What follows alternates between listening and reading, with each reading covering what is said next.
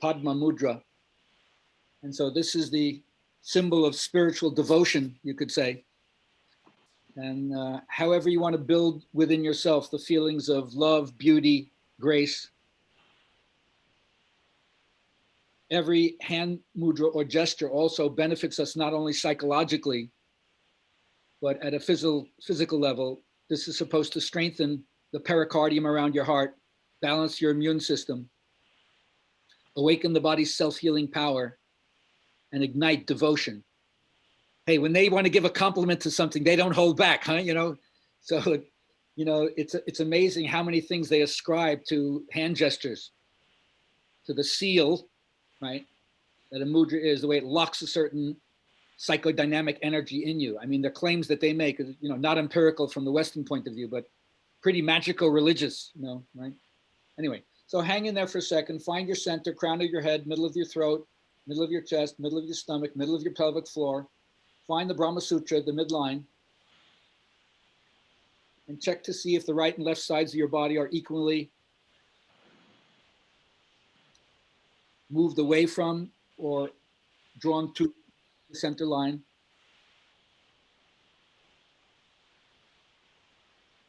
And find the place in you that's steady. Another important thing about using a hand mudra, because remember there's also body mudras, facial mudras, tongue mudras, is that with any fidgeting or agitation in the body or in the eyes, that's why drishti is important. Nervous fingers and hands cause fluctuations in the consciousness.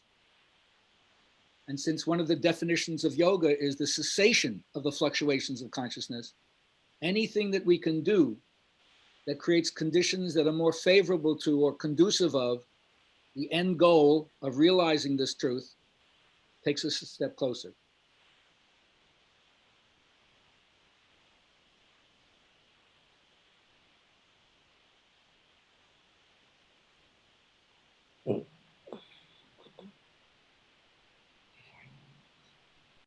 So to the extent that any of us can surrender unconditionally, make your Ishvara Pranidan, and whatever deity, goddess, great other, higher power, that which is the mystery beyond it all, whatever it is that you're connected to or want to believe you're connected to, surrender to that now and receive. If you're going to invoke its presence, receive what it's going to evoke to you.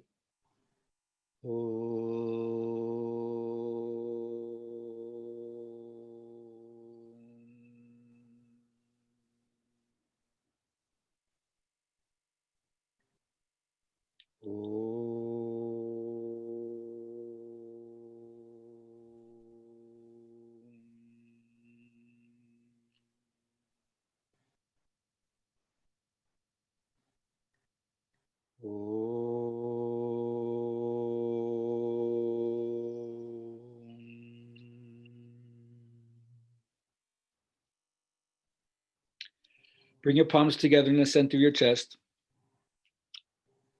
Bow your head and salute the essence of yoga within yourself.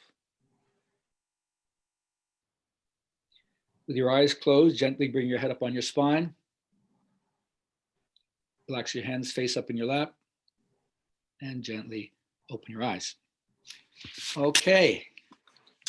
Happy to be with you again. Amy, thank you so much for giving me this opportunity to blah, blah, blah, blah.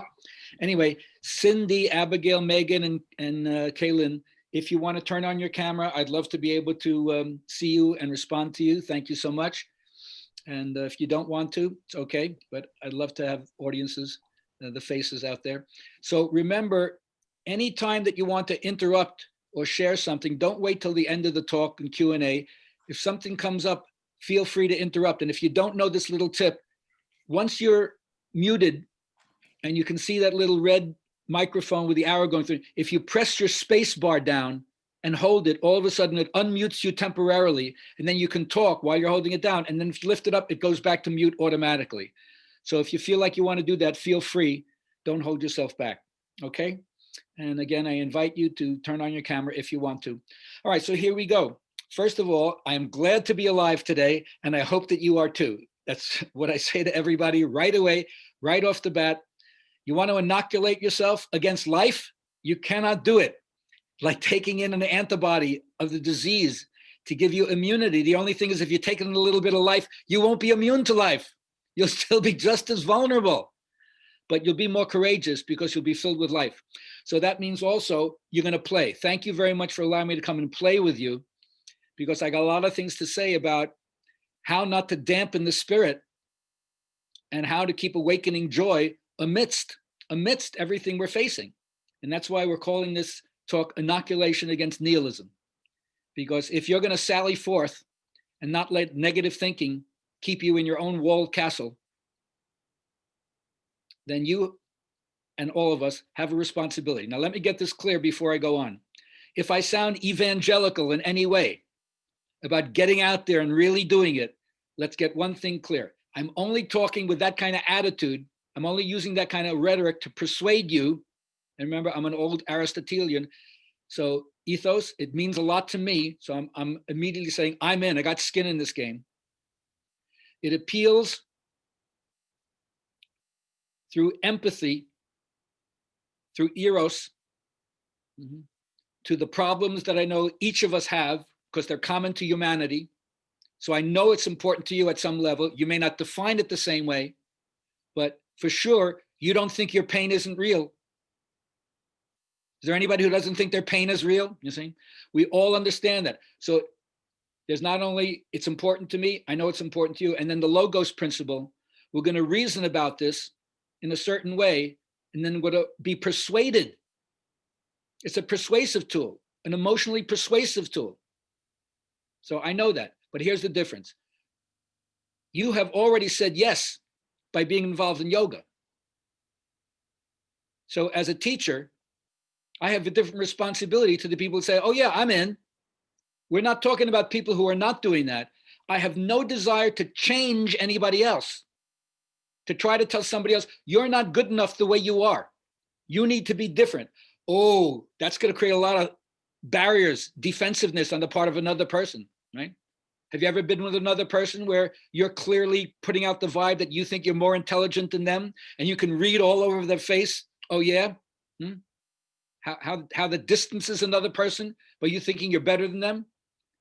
I don't have the right to tell anybody who hasn't chosen this path my insight, my interpretation, my suggestions, whether I can point to the traditional teaching to try to back me up as if that makes me more authoritative, or if I give you my own experience, which tries to authenticate and legitimate me in my own eyes, and maybe you if you want to buy it.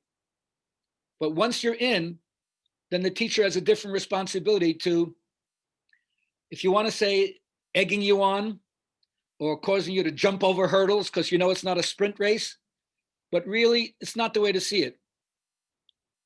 It's accepting a challenge, each one of us accepting a challenge to bring out something that we have within ourselves better and clearer than we've done before, because that not only serves us, it serves everybody. So understand, I'm not here to change anybody who isn't in the yoga fold. I have no agenda to push on them, because I have no idea what another person's spiritual life is supposed to look like. Even the people who are totally involved in yoga with me, every one of their lives are so totally different that I can't find a through line, except that we're all aspiring, so we think. And to really get into the understanding of what I call svadharma, your individual optimum path of unfolding, you have to accept that, take this outside of the yogic realm for a moment. If you could review the various people in your life that really affected you positively, either just because what they stood for, how they lived was impressive and you got it, or maybe you had a personal interaction with them and in some way you got blessed by them. They transferred something over to you, whether it was information or technique, or most important, somehow they saw some kind of fire in you and they validated it. In yoga parlance, that's called darshan, that when you get the view of the guru, it confers a sense of reality on you. It's called the constituent glance of being. It's as if just being seen by them makes me feel real. Love that idea. So who's blessed you in your life? And believe me, if you're here listening here right now, you're a survivor, number one, you made it. And if you look back at different vignette experiences in the timeline of your life, you had a series of people, hopefully known and maybe even unknown. And once you start to understand what I call the symbolic code, you'll realize how many more initiations you've actually taken, but maybe didn't recognize at the time, because it's also helped to make you who you are. And also it's going to help guide you in the actions that you're going to take in the past based on the decisions you're going to make right now. Every one of those teachers cannot be duplicated. Whatever fields they were in, even if they were in the same field, each one was unrepeatable. They broke the mold each time. Their approach was unique. You cannot mimic them in any way. And they don't want you to. Just like they became not a cookie mold of their own teacher, so you too can best honor what you got from them by being completely yourself. Like they say in the Jewish tradition, when you die, they're not going to ask you, why weren't you Moses? They'll ask you, why weren't you you? Hi, Cameron. Glad you're there. Good morning. How do you know? Thanks, Amy. Great. You're welcome. You're welcome. Sorry for I don't know if there was a glitch in the link, but I'm glad you're here. Me too. All right. So before I get on to the critical thing, right? Because the good teachers, remember, afflict you as much as comfort you, destroy some of the illusions that we're living under, as well as reinforce the truth that we have to know and stand on our own, sometimes alone, and hold a banner in the face of odds that may seem insurmountable, or at least uncongenial to the yogic mindset. So it will help you tremendously if you really understand the law of karma. And this is a tough thing to do because we want to understand the law of karma, not only about ourselves, which we see through a glass dimly, but once we understand the karma of relationships, things get really complex. Didn't I talk about VUCA the last time I was here with the people? No, nobody, anybody out there remember VUCA? No? I'll give you a little quick sideline on this. I have friends who are, you could say, Zen Buddhist and Tibetan Dzogchen meditators infiltrating corporate America with mindfulness techniques. And so, as you know, all corporations have the same thing. They just want to make money, which means how do we sell? Okay. And so they use this acronym VUCA, volatility, uncertainty, complexity, and ambiguity. That those are the things you have to face in life itself and in other people when you're trying to make the sale, and within yourself. Because if you don't recognize that you have unclipped seeds of anger, hostility, and aggression in you, that's the volatility swirling in the background, no matter what you pretend by putting on your face and talking sweet words, right? Because I don't know about you, but I'm very prophetic about this. And what I've learned from prophetic mentality is when what you love is threatened, it pisses you off. So there's a lot of things about what's going on in life that like rankle me, and I have all the feelings about that, but not when I put on the mask of yoga teacher. Then I'm coming from dharmic values and not humanistic values, and have a very, very different take on what I want to do with my aggression. And most of the time it's to turn it inward as a fuel to motivate myself to shift my gaze to a different kind of story. Because when you look at the karma of the world, what I call the nightmare of history, it's not so easy to unravel and see the simplicity of the cause and effect that in our own life, when you practice yoga, becomes very, very clear. So this is why I'm saying, do you understand the law of karma? Most of us don't. And if you believe, hi, good, Marcy, fantastic. And if you believe, as aspects of the yogic tradition does, in reincarnation, then you're not only trying to figure out what has happened to me now in my life relative to cause and effect, how I did this and I got that as a result, but apparently you have what's called prarabdha karma. We would call it baggage, like, things that carry over from what was happening in the previous lifetime and the unfinished story when that chapter closed, and now how it has its own kind of momentum and affects us in this life, but mostly unconsciously. So part of what we're trying to do, especially for those of us, I would say, in the second half of our life, when we're reflecting more deeply more pensively about everything. And the older you get, the more you reflect on end-of-life issues also. And if it's not your own end-of-life issues, because once you're over 25, 30, 40, 50, whatever it is, it's getting closer and closer, but you've already faced it with your grandparents or your parents. If you're, in a relationship where their karma was to stay around, right? And everybody has a different story. No, I didn't know my grandfather. Oh, they died when I was 10. My parents died when I was 20. My parents are still alive, and so forth. So there's a karma there. But when it gets into karma between nations or even within a political state, it's very, very difficult to figure out what's going on because the interconnections, the intersectionality is so much and the links are hidden. So this is why I say, if you don't believe in the law of karma, you won't be comfortable with chitta prasadnam and not turning an eye blind to what's evil and malfeasance in the world, but shifting your attention to something else. Unless you feel really called to step into the front lines as a warrior for social justice. If that's your dharma, by all means, I support you and encourage you. But when you reduce it down to self-responsibility, the buck stops here, me and my yoga practice, and how that affects everything else in my life, and of course, everyone in my relationship with me, and maybe first at a local level, a familial culture, a local culture, a city culture, a state culture, a national culture, a hemispheric culture, and then maybe a planetary culture. Never think that the importance of one individual can't shift the balance for everything. But it's very simply stated, and if you're a practitioner, you know this. So get stronger and live it more.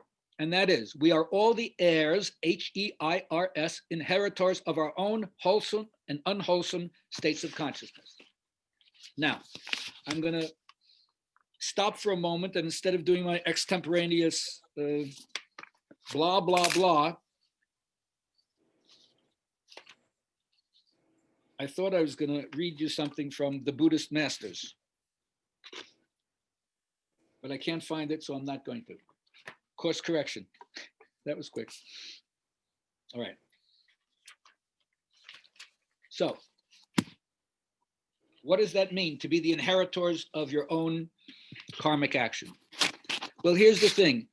Although there seems to be a time lag in the basic phenomena when we say seed and fruit, like you plant a seed, and then you have to wait. You have to nourish it. It has to sprout. You have to keep the weeds away, blah, blah, blah, right? Or as my teacher used to say, get pregnant today, deliver tomorrow. Get pregnant today, deliver tomorrow. That doesn't happen. So there's one aspect of the seed and fruit that implies time or distance. And that's the only thing I don't like about path. To go on a path implies having to travel from where you are to where something else is. So in some way, it's kind of postponement, but that's the only thing your left brain understands. So we have to give it that metaphor. But to have what's called realized eschatology, where right now I go beyond time. Eternity is right now. It's not an unending time after you die.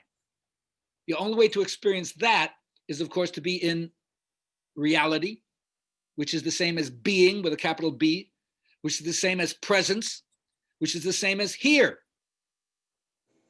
Now, if you understand the phrase omnipresence, that means present everywhere, absent nowhere. Or as it says in the Tantras, if it's here, it's elsewhere. If it's not here, it's not elsewhere. So if omnipresence by definition means it has to be everywhere, that means here too. We don't have to go anywhere else to experience this. And if karma is a law, what does it mean, a law? There's no test case that's exceptional. Right? If I pick up, a paper clip here and let it go from my hand, it's going to fall. It's the same whether I do this in China or Canada or Patagonia, east and west of the date line, north and south, it doesn't matter. Every single test case, unvarying. So this is what karma is about when it comes to studying the ethics, which are the mental seeds we plant and the fruit of that. It's very simple. You don't have to wait. Let me say that again. You don't have to wait to experience the benefits of wholesome states of mind. This is called instant karma. If you have a wholesome state of mind, there and then you experience freedom and lightness, peace. If you have an unwholesome state of mind, you don't have to wait for the consequences. there and then, you experience pain, limitation, and suffering.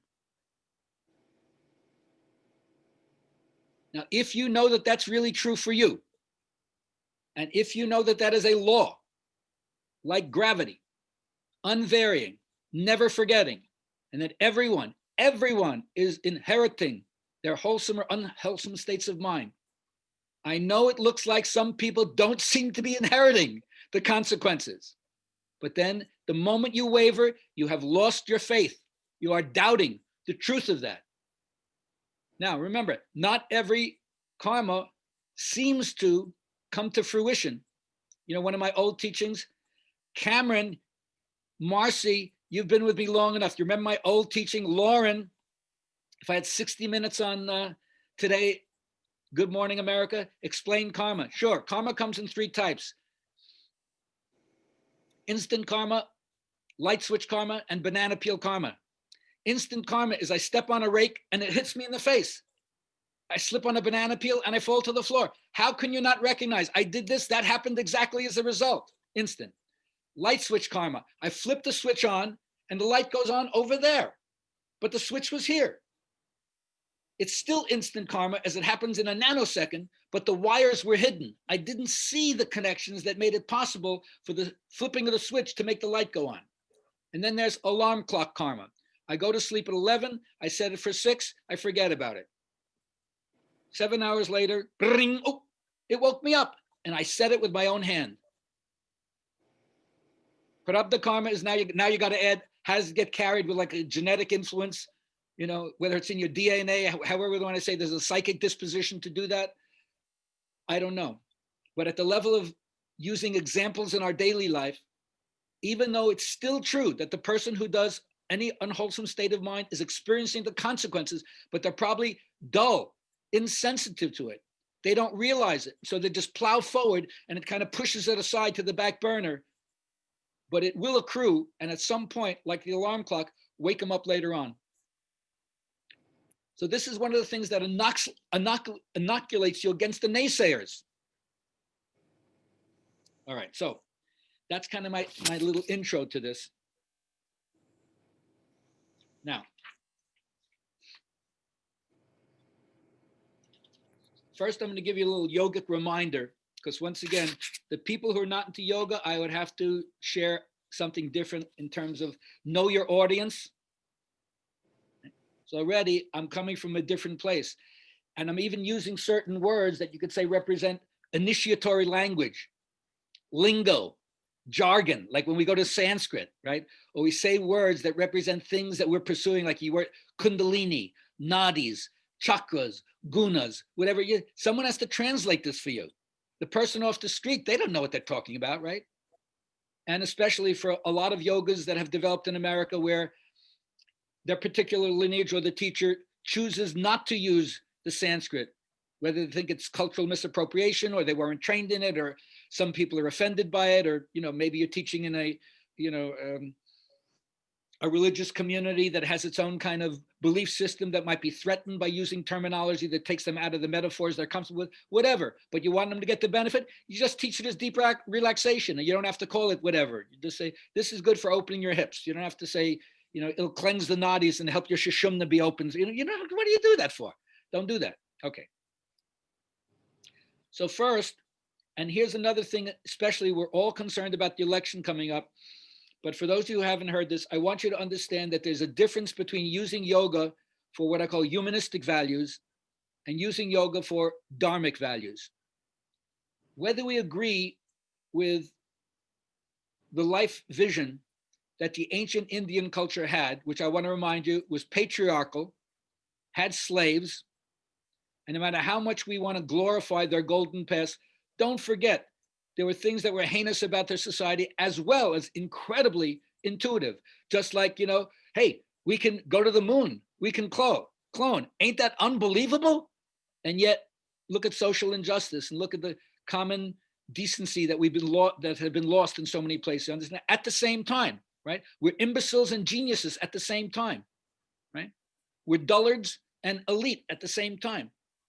Welcome to humanity. But nonetheless, the dharmic values are very, very different, because the ancient society, even though they had their excesses in terms of their material existence that we could criticize as unjust and unfair and whatever, patriarchal, the end of their whole society was moksha shastra, liberating yourself. They believed that there was a self-transcendent autonomous principle, not to be confused with what I would call our psychomental states. There's something else within us, consciousness, that isn't identified, or I should say, does not get misidentified with the vehicles that it uses to self-understand itself. The whole society was bred to get to that point, to support the people who are at that point in life, to train the children to understand this is where we're going. And even though we're going to give you the tools to live your life as a household in the middle, then we're going to support you as you kind of phase out and prepare to meet the great other, or however you want to see what happens next. And of course, they're going to say that what we're talking about exceeds the capacity of human comprehension. So how can you know that if by definition it's beyond the ability to know? Well, you have to get out of your mind. Or you have to stop the mind, chitta vritti, stop the fluctuations, stop thinking, find out what's happening when you're not thinking. Just like you have to shut up to hear what someone else has to say, you have to stop thinking to find out, is there something other than thought? And yoga says, of course there is. And then it gives you the right means for attaining what they would call liberation, freedom from wrong view, or alignment with being with a capital B, even though we can't say what that really is, because it transcends every category. So any choice we use is a choice between mistakes. So that's why you have to learn to play with toys, which are symbols, the adult toys. And if you play with them, you don't get angry with somebody else because they have a different symbol, because the symbol is always a shapeshifter. It never exhausts its ability to explain to you other ways of seeing it, different angles, different points of views, which means you have to let go of your narrative. You have to let go of the story. You'll come back to it because it's your incarnation, but you want to hold it a little bit less lightly hold it more lightly. Now, if you understand from the yoga point of view, it's an initiatory vehicle. The guru or the teacher is going to supply the technique, the means, the inspiration, but it's the ball is in your court. The flip side of the coin is the practical do-it-yourself part. You got a front row seat. You're the star in the show. You got to do it. You got to pick up the tabs and make it happen. Nobody else is responsible but you and the mat. And why am I always clinging to the mat work, even though I do other techniques? Because you can trigger peak experiences in many different ways. Okay? You just want to find what ecstasy is. Ecstasis, away from the fixed or static condition. Even if it's transient, you need a temporary break. Does everybody know how many visionary vegetables I've taken in my life? Okay, so I needed a temporary break. More than on both hands. Okay. Just a joke out there for you people. It's really important to have the right setting in your mind. When you go on the yoga path, you're seeking a certain kind of truth. And yoga is telling you a story, or it's providing you a treasure map. It's giving you clues to follow. But it takes you away from the other narrative. Because the yogic narrative, I would say, has a spiritual legacy, has what I call the romance with your imagination. It has you going into some kind of mythic, transcendent world of perfect intuition, where everything is right. You could call it heaven on earth within your mind. But the earth is very, very different in its manifestation. And yet there's some kind of connection that's possible. But if you don't have the connection, you're a lost soul. So if you're going to have this rebirth, I'm going to come back with a whole new idea. I'm not going to buy the political economic story, which is the main one that when this Dharma talk ends, all of us are going back to. Well, you can say that's the level of our incarnation. And we still got to play it to the hilt, but we could play it uninformed, without the allies that we're potentially capable of embodying in ourselves and sharing with other people. Because we're both transceivers. We get it from other people and we can send it to other people. And where do we get it from? Well, from a source that's not just personal. Otherwise, when we go back, we will be enslaved to participation in the solidity of the world. And that's one of the worst fears that we all have, that you think things are fixed and they're not going to change. And yet you all know, of course it's going to change. It's always changing. So why isn't it going to change for the better? What I don't know, are you going to change for the better? You waiting for other people to change? Or as I like to say, is the future worth having? Oh, it is? Well, what's your vision of it? And who's responsible for bringing that vision alive? The people in Washington? Don't make me laugh or puke. I left Washington 50 years ago. Don't tell me you're still looking for leadership outside of yourself. That's not a yoga student. That's still listening to the other narrative. So yoga is reminding you, it is never a philosophy of pessimism. You never fall into despair if you practice yoga, because you're constantly doing things to your nervous system. You're hijacking your nervous system instead of letting it be hijacked. And you're taking it into places where your own neurochemistry fills you with a biology of hope, because we all have some feel-good chemicals in us. Everybody understand? The people who study with me know I call it the dose, right? You get dopamine, oxytocin, serotonin, and endorphin in every class. And you come away feeling better and hopefully saying, I want more of this. And so in your heart, you buy an end.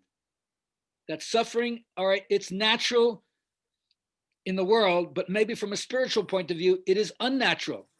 So in other words, it's not final. It can be annulled.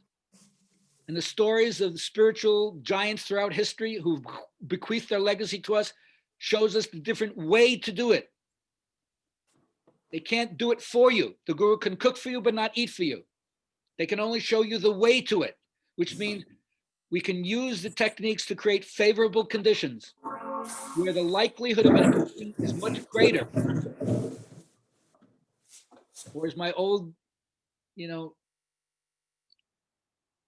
dialogue with the rabbi goes, right? Why does it seem like God's grace is given to some people, but not to other people? It seems so unfair and unjust. Then it seems like when people get this kind of spiritual awakening, it's totally accidental. So why should I do the work? Is it worth doing the work if it's kind of seems so random? He says, listen, it's like opening the window to get the breeze.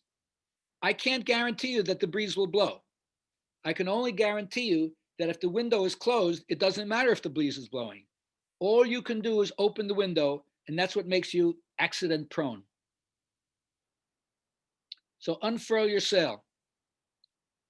And if you're understanding the yogic narrative, you can be very Buddhist here, but remember, this is not a Buddhist teaching. It's a Indian teaching, a Hindu teaching, a yogic teaching, and Buddha just became a specialist in it because he didn't want to do metaphysical speculation.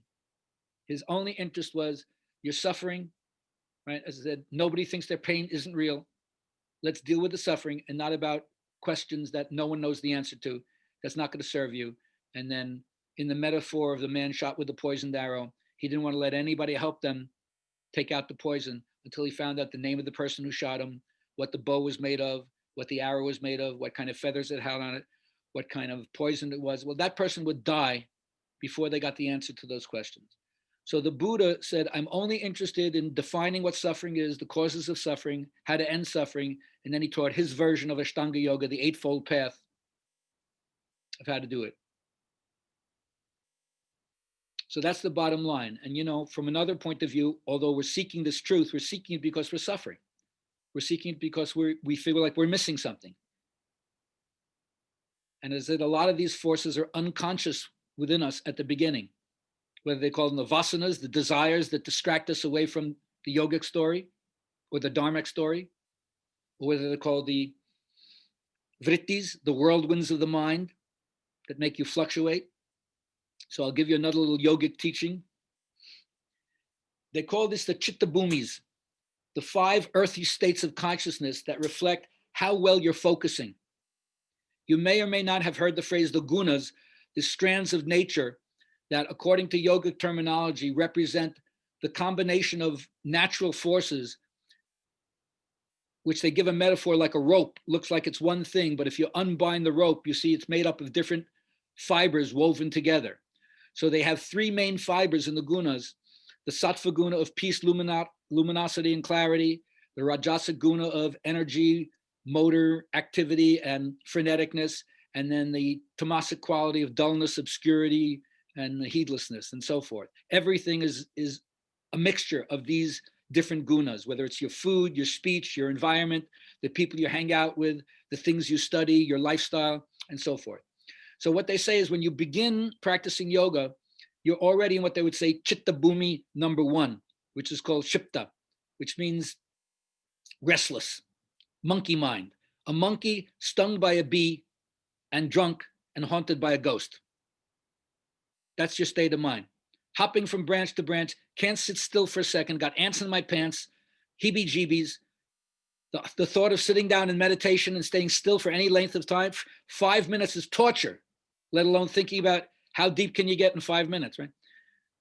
Then you get to mula, the donkey mind. I just want to sit around, eat a pint of Haagen-Dazs, binge watch Netflix, lazy, careless, don't want to do nothing, not up to me anyway. Right? That's the tamasa guna. Right? So dark, so not willing to put in the work. Then you get to vikshipta, alternating state. Now something starts awakening in you where you realize, focusing on good things, doing yoga or whatever consciousness thing I'm doing, it really helps.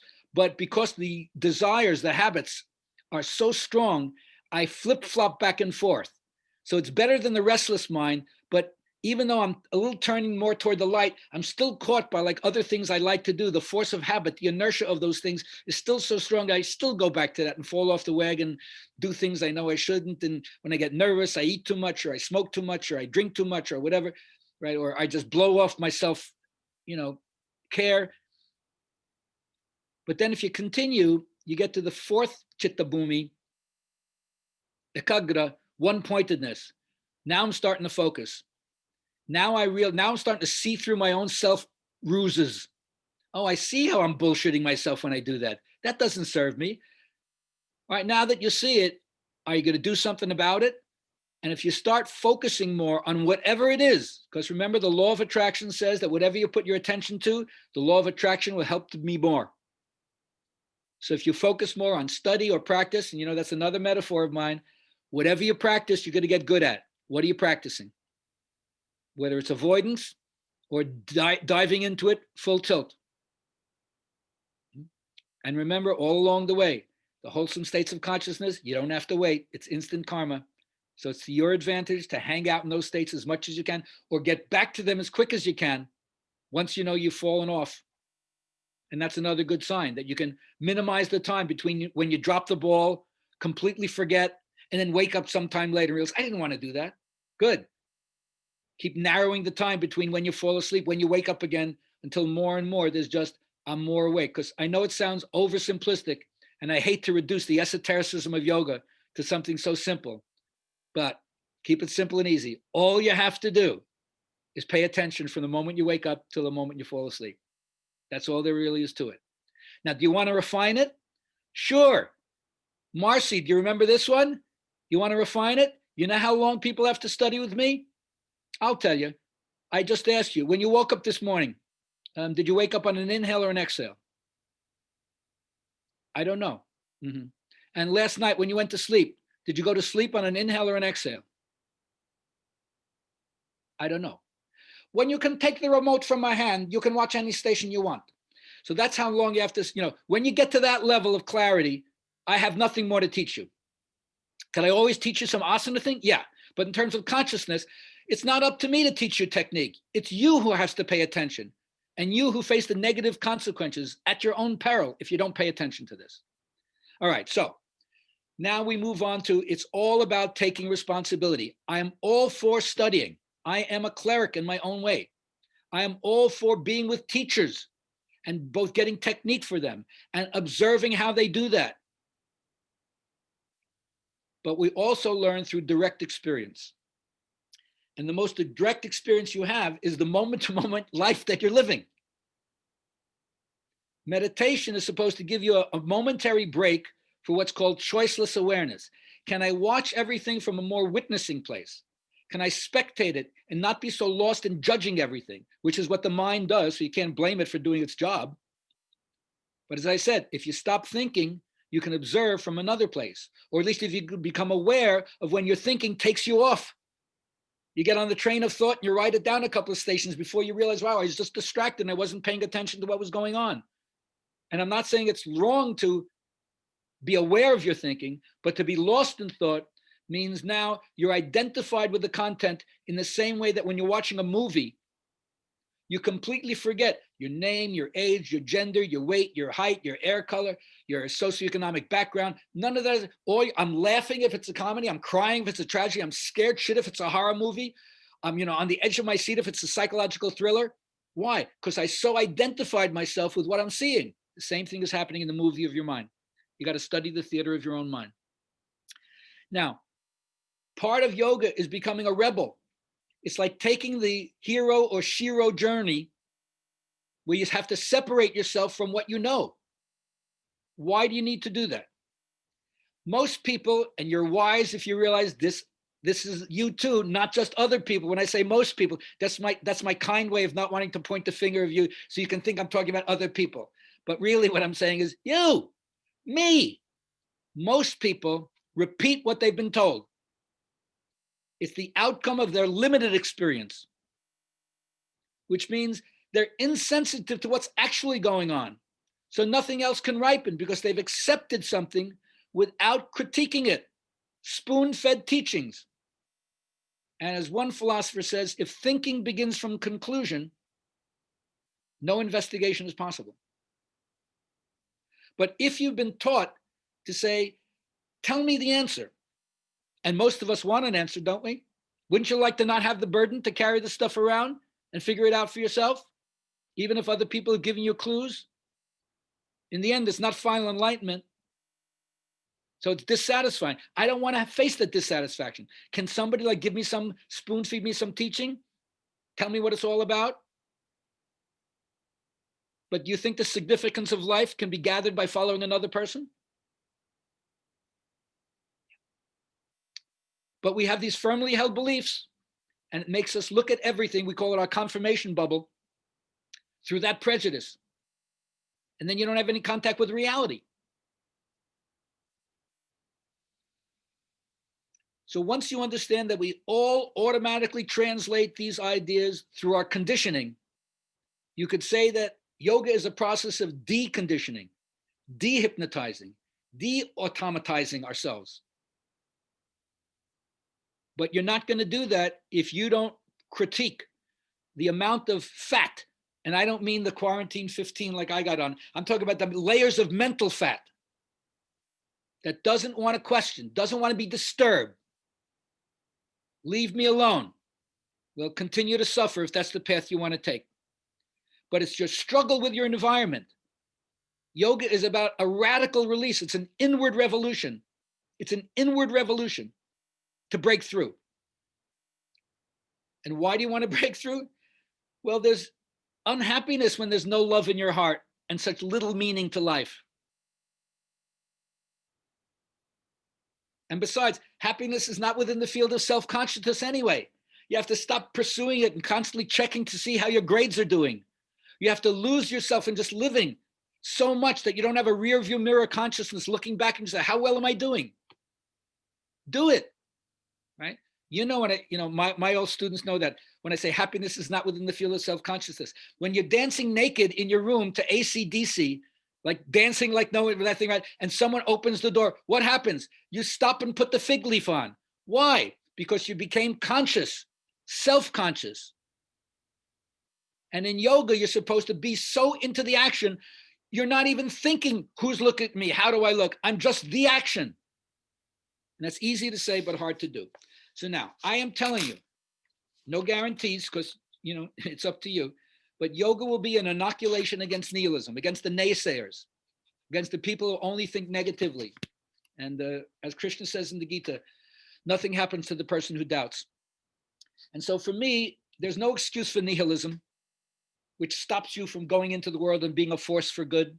Nihilism forestalls your effort. And I said it 4 years ago, I'll say it now. It doesn't matter to me who's in office, because at a certain level, all of us know the work needs to go on. And it has been going on, and things have changed in a certain way. And if you don't know that, then I don't know who you're involved with, but you're probably not getting the soft news. You're not creating the soft news, or you're not getting the soft news. You're probably doomsday trolling too much. In our day and age, with the amount of information and disinformation that's out there, if you need more than 2 to 5 minutes a day to see, is there anything I really need to know about what's being put out in the mass mind, anything more than that is bludgeoning yourself to stay in the mental fat. Get alternative sources with news, and don't forget to get news that's not from the United States, so you can remind yourself the world does not revolve around America, and we can learn things from other cultures. Really, really important. And then you can move into the more what I call planetization. That's slowly happening as an evolutionary lurch. Change your personal culture, change your family culture to the extent you can, your local culture, your national culture, and then link it up to the global culture. This is what's happening and will continue to happen regardless of who's in office, because if you study history, you see this is where we're moving. So when you get braver from practicing yoga, how do you know you get braver? Because if you meet your guru inspires you to say, I want to be as fearless and independent as my guru. And you don't have to meet an Indian master. When I say guru, I mean whoever's the person that helps alleviate some darkness in your life. Whoever role models for you attributes of personality that resonate with you, that you want to embody in your own unique and beautiful way. The world will not get less dangerous, maybe even more so than you thought before when you were really naive. And that's really important to remember. Optimism is stronger than pessimism when it's not naive. Good is stronger than evil.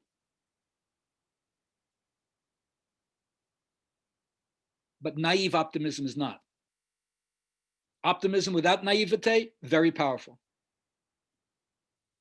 So your courage will allow you to approach these things as a challenge, to step up into what's most genuine and true about you and how you interact with life. And you'll remember, for those of you who study with me, you know why I talk about affirmations all the time. This is a more seed and fruit karma thing, but it's more about specifically thinking about what you let come out of your mouth. That's what I call the logos principle. Each one of us has the power to bring forth into being what we say. Let there be in the Bible, and there is. What are you loosing into the world by every single word, which is nothing but the intentions of your thoughts being given wings? The mouth is the quill of the heart. So your conversation should replenish you like a certain kind of bread, immaterial bread. That's what I call elevating the conversation. Don't wait for the other person to bring it. You're the one who has to bring it to another level. So I hope you understand what I mean by immaterial bread. Like Jesus saying, drink of this living water, you'll never thirst again. You don't say, but I tend to dehydrate. I'll probably need some more water another half hour, Jay. No, that's not what he's saying. What's the living water he's talking about? What's the bread that's non-material, that feeds you?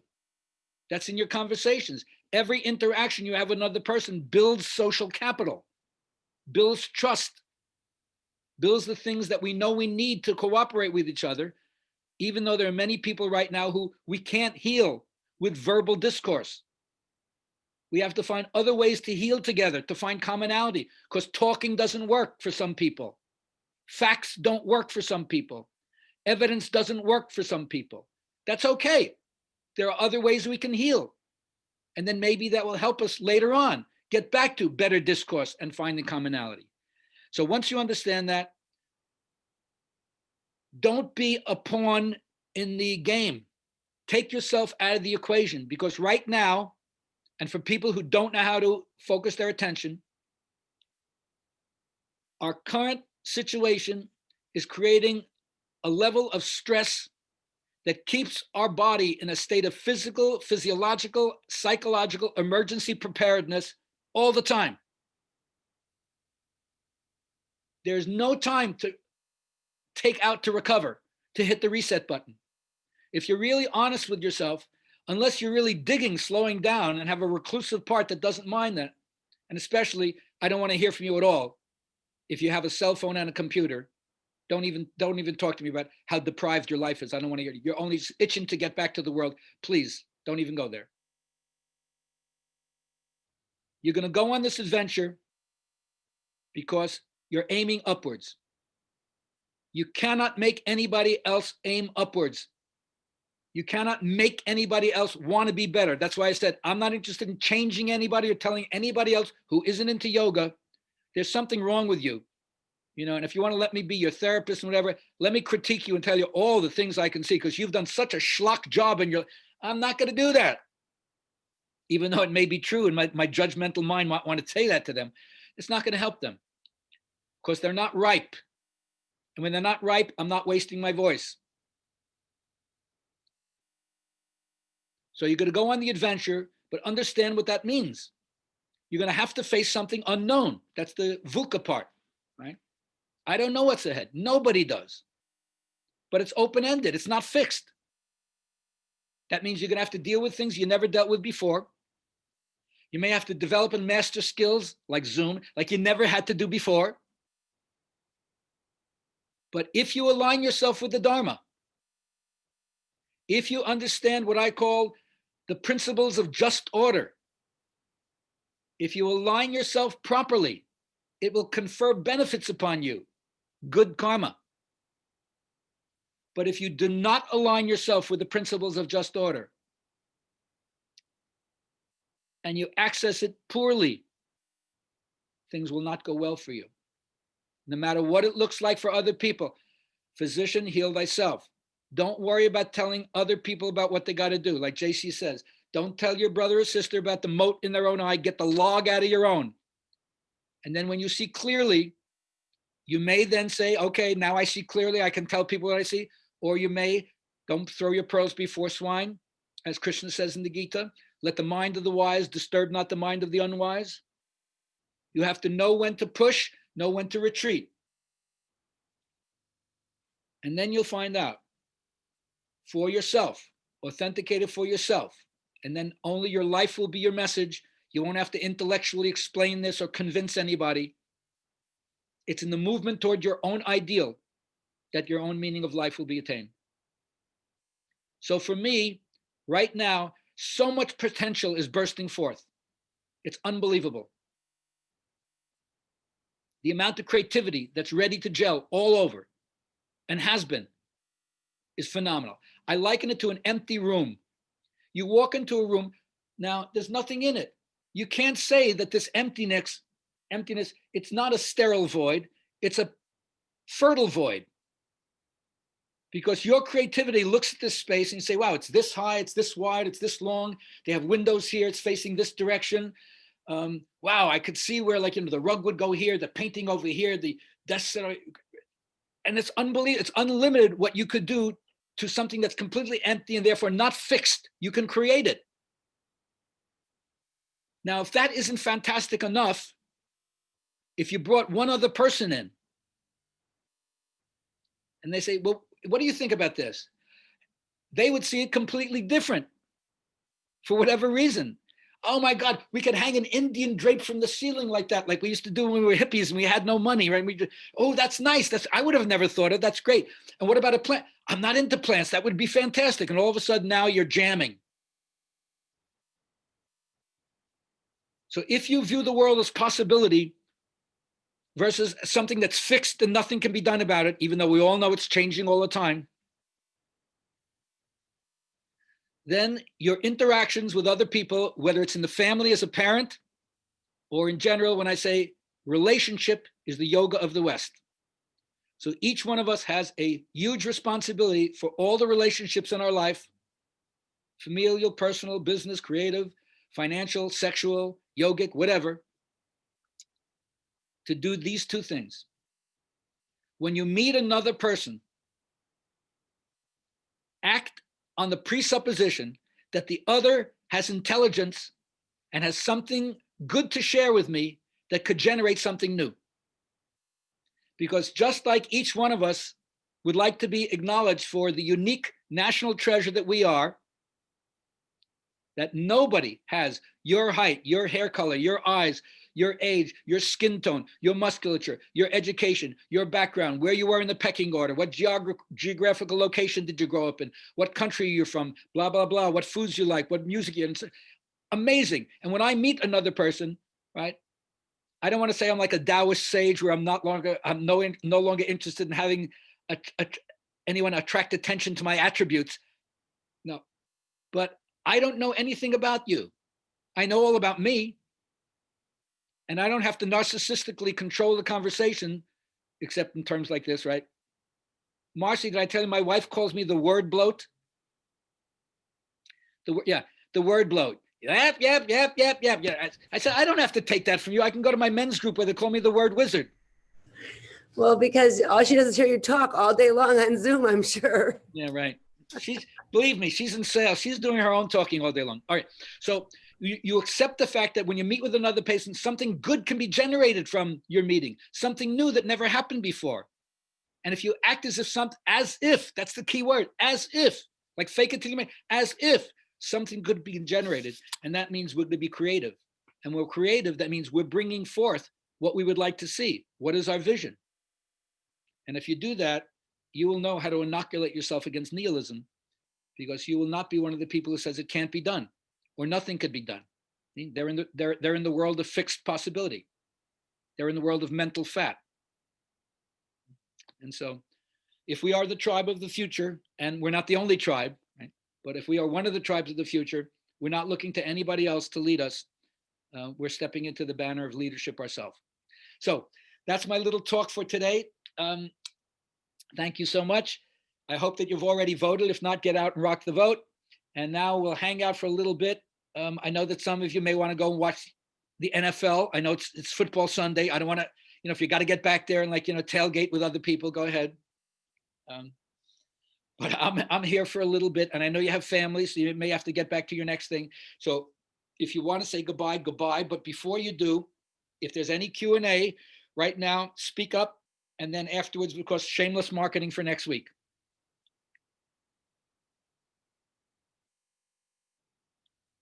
Oh, somebody unmute themselves and say something. The silence is deafening. Gabriel, I may have missed with the fifth chitta. Okay, right. Yeah. I don't know if we got there. Yeah, it's Nirudha, Niruddha, Nirud. It means fully focused. Yeah, it means fully focused. Okay. After you move from the alternating state where sometimes you're clear and sometimes you're not, then you start focusing. That's ekagra, one-pointedness. But then even the one-pointedness lasts for only a short amount of time. When you deepen that, then you get to nirud, fully focused, and that's when you have the breakthroughs into the samadhi states. Okay. According to them. According to them. Exactly. And that comes through consistent practice. Is that what they're saying? That's what abhyasa. Yeah, exactly. That's what abhyasa is. When they mention that in the first chapter of the Yoga Sutras, abhyasa and vairagya, consistent practice, and also letting go of the hankering of the fruits. That's the toughest paradox to face, because normally, why do you do anything if there's not a payoff? Right. So of course there's a payoff, but they're just saying that's not the prime reason. You have to find an internal reason for doing. That's the joy of doing the action, just for the action itself. The fact that it leads to something else, that's gravy. Bonus. But just like the joy of movement, or the joy of just taking time out, or the joy of being silent, or the joy of committing myself and showing through my actions, I walk the talk. That I take my words seriously, and my life is a constant reminder of how I do it. And the benefits of today. The self-esteem I'm developing is not something for the future. I feel good about what I did right now.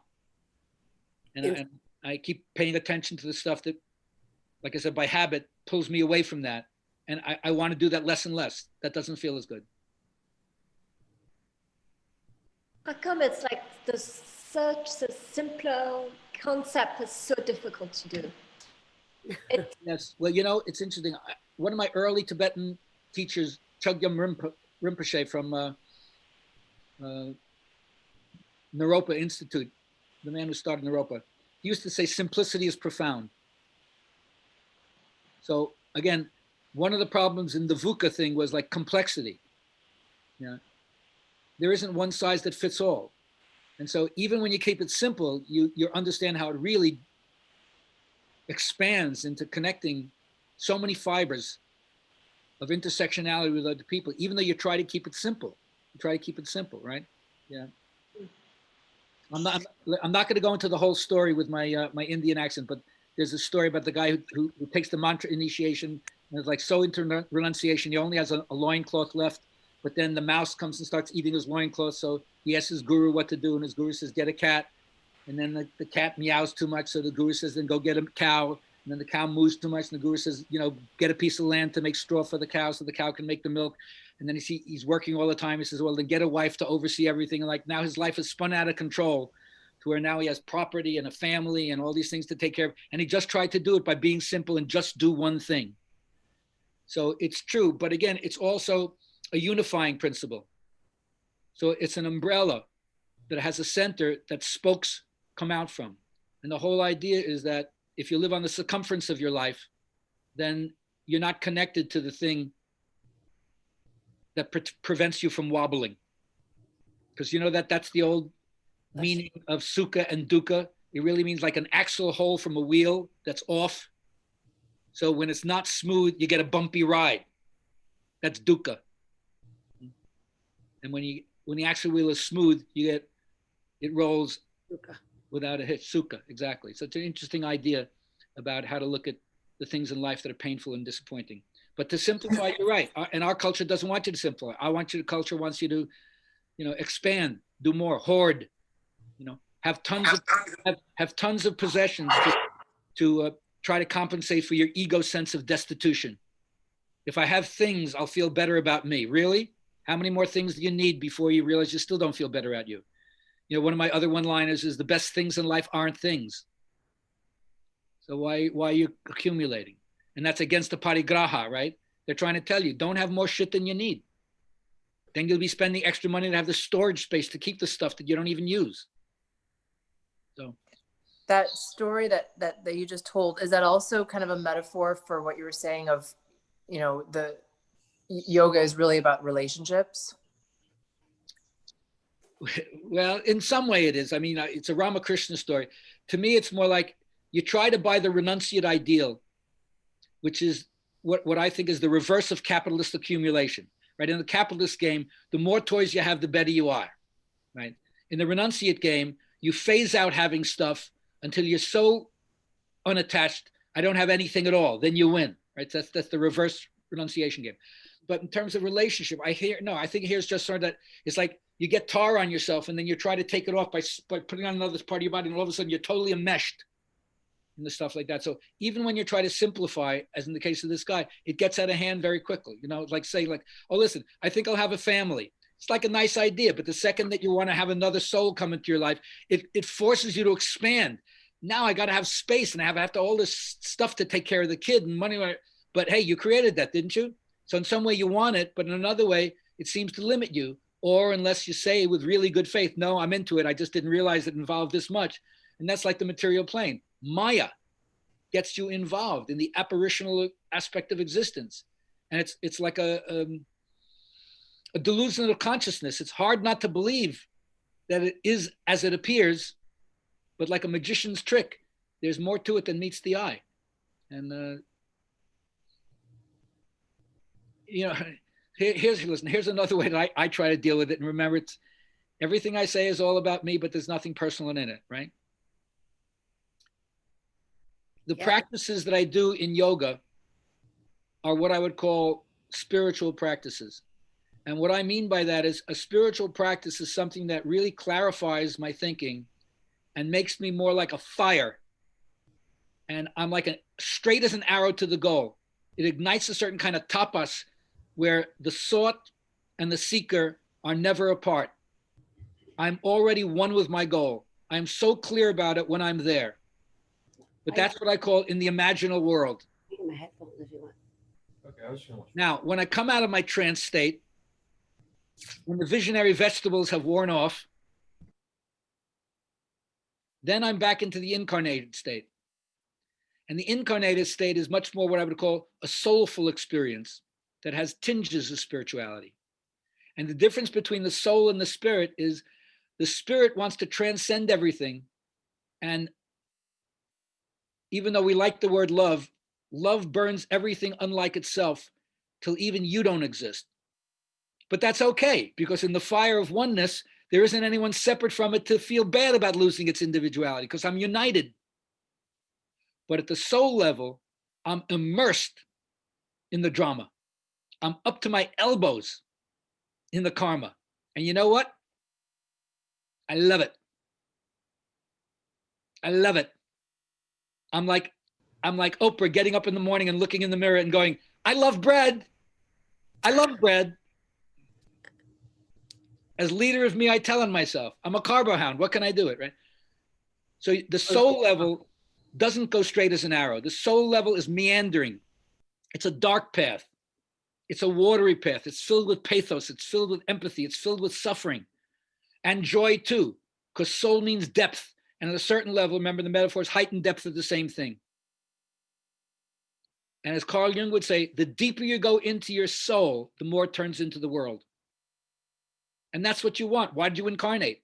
To have the full human experience. And yet through the human experience, this is the paradox, it binds you and provides the forms or the ways toward liberation. Or at least if you buy the yogic story, which again is the Moksha Shastra, how to find liberation, how to experience being, and not the humanistic Shastra, which is how do I deal with the political and economic influences of this time and place where I am. So like the life of Pi, tell a better story. The yogic story appeals to me, however transcendent, mythical, and imaginary it may seem to be. It's just like reading fiction and drawing an abstract truth from the fiction that could be deeper than nonfiction. So whose story do you want to listen to? And can you get out of your own story, even though I keep saying you have to come back to the story? But can it be empowered by, can it be enlarged? And again, if most of these things are unconscious, that we're waking up to things that have been ruling us without us aware of it, that's what the second part of life is all about if you're a Jungian. You just don't think about those things when you're 15 or 20. Your life force is bursting forward in a very, very different way. You're looking to find some way to plug in your youthful exuberance and bloom into idealism. Isn't there an elder around him to show me what I can do with what I got? Or you're still lamenting the shit that happens to you by the time you're 12, 15, 16, with the changes in your body and everything going on in your family and the world outside, and maybe never having anybody to really hold space for your woundedness and the tragedy, right? And maybe you had to do things not to want to feel that, addict yourself in some way or wound yourself in some way. You know what, you had your own teenage years, you know what it's like. You've seen it. Haven't you had friends who already OD'd, died in a car accident, went off to war and didn't return? Come on. So who gives kids space for that, right? So that doesn't get addressed. It gets stuffed.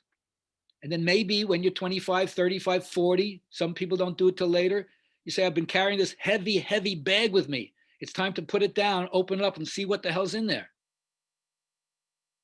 And that's how you start looking at the stuff that's the wounds. And wherever you stumble and fall, you know, that's where probably one of your gifts is going to be. If you get taught through psychotherapy or 12-step program or yoga or mythology or fairy tales or dreams or all the things when I say learn the symbolic code, and then you'll revisit your life and see all the things that have happened to you that have made you who you are, both the triumphs and the tragedies, the comedy and the stuff that's not pleasant. And then if you're lucky enough to come to yoga, you know, I said, you got a lot of tools available for you, and it's only up to you. How much more time do I want to spend in this? How quickly do I want to get back to that other thing that doesn't feed me? Why do you keep doing that? Like I said, to other people, I can't tell them to change. They're not ripe. But for all of you that have made one step, so certainly I said, as far as I'm concerned, just listening to anybody talk about the Dharma or any person talking about any level of higher consciousness or human motivation, that is to me the Vikshipta stage, where the sattvic qualities are starting to predominate. I want to head toward the light, or as I said, aim upwards. But as you know, all of us are also struggling. So I go in and out. Practice waxes and wanes. Sometimes I'm there, sometimes I'm not. Sometimes I'm a dullard, sometimes I'm really clear. So then you have to decide, am I at the stage where I'm ready to devote more time to it? And no guilt if you don't. But remember, when you don't, you're also still subject to the wholesome and unwholesome states of mind. And one of the other things I love to say is all the time doesn't exist. As Nikos Kazantzakis said in one of his novels, only God has the right to say never and always.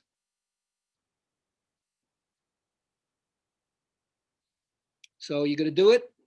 It's up to you. If you don't do it, when you catch on, it still keeps doing it as it was doing it before.